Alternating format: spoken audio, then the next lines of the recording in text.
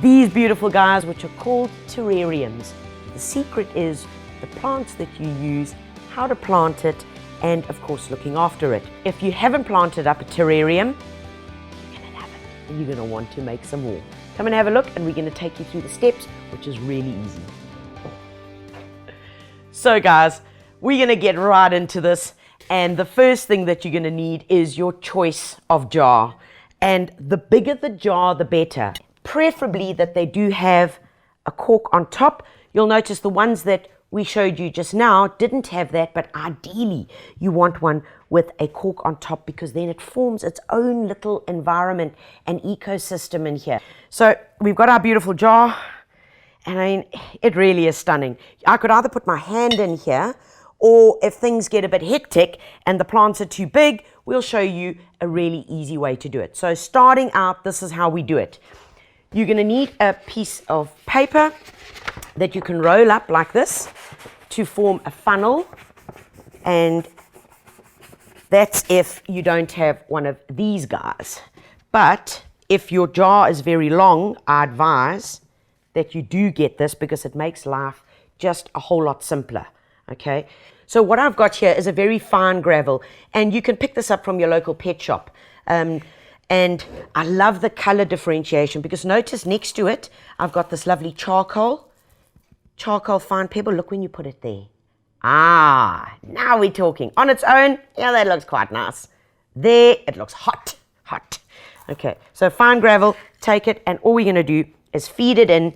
This is our base.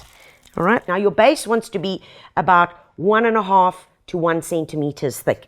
Obviously, depending on the height of your jar. If you had a little short jar, then you're going to reduce that, because you want it proportionate.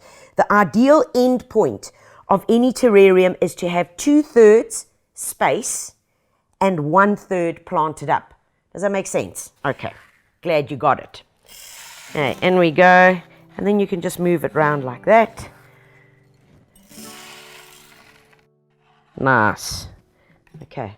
And then remember, gravity is a beautiful leveler, so just shake it around a bit, give it a bit of a bang, and it levels itself out.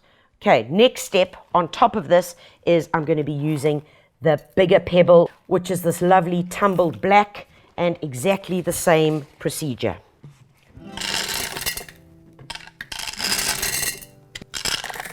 Okay, that should do it. Next up, we're using, and don't get stuck on this point, we're using activated charcoal.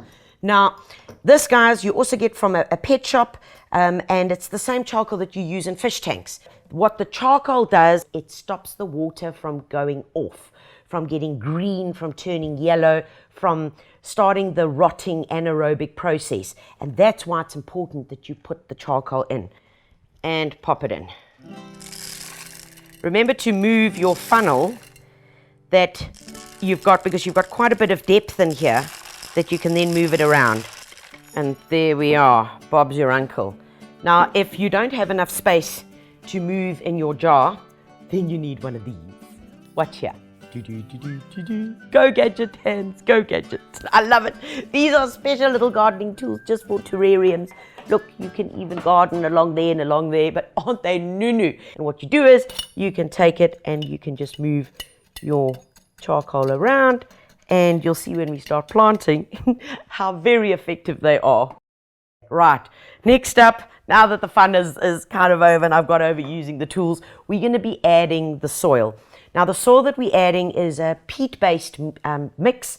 We've got peat in here, a bit of coconut husk, and a bit of potting soil, and that is going to form the base. And then in we go.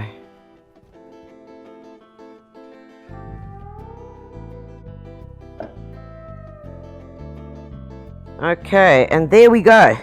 That should be enough. Take your little fork, and then you move your soil around so that you can get it nice and even. Right, once you've evened it, you then take your little trowel, make a wee little hole, and we're ready to pop our first plant in. So your selection, you need to rummage around, see what you can play with, but what I've got here are plants that do incredibly well. What I've got here is one of the firm favorites of not being able to kill. That's right. Now I've got your attention. So this is called a hen and chick. It's a really simple plant to grow. It's called chlorophytum, and same look. Oh, look how new it is. Tom Thumb. And squeeze, out comes the little guy. Oh, look at those beautiful roots.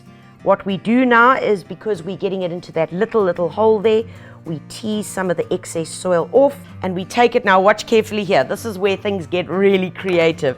Take the plant, and if you can't get your hand in, all you do is drop it. Boom, in it goes, okay? And you use your two tools, hold the plant up with one, and then feed it round, firm the plant down. Right, our first little guy's in. Let's make the little indent for the next one, and what I'm going to do is use this little plant here. It's called Cryptanthus. They are beautiful. They are a member of the bromeliad family, and they're grown for their foliage. They do get flowers, but very insignificant. Little flowers in here. They grow easily, they make lots of babies, and then you can just simply take them and make more. Okay, same drill. Tease away some of the excess soil. And let's get this little baby in here. Drop it in. And then do the surgery.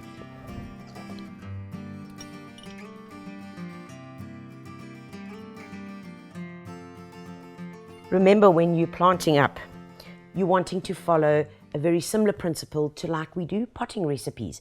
Something with a bit of height, something low, and then something in the middle. So we've got the very low texture here, we've got a bit of height, and then I'm going to use one of these hypoestes.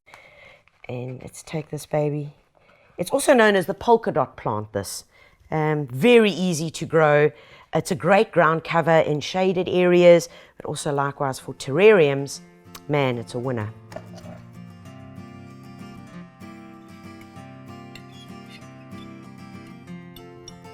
All right, that little baby is in, and I've got 3 plants in here, which I think is more than enough. Remember, they will still need space to grow, so don't like shove them all inside there. But now I've got the sphagnum moss, which is going to act as a mulch.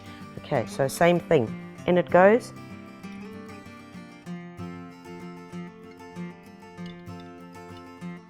And, oh, doesn't that look gorgeous? Look. Now, the most important part is, how do we care for this and make sure that this little terrarium is going to live happily ever after? It's all in the watering, folks, and your first water is critical. As you're watering, do you see that? It's running down. Do you see there?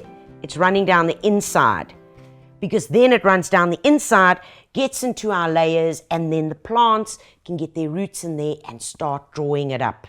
Okay, and you can just turn your pot as you're going and make sure that you're right onto the lip. There we go.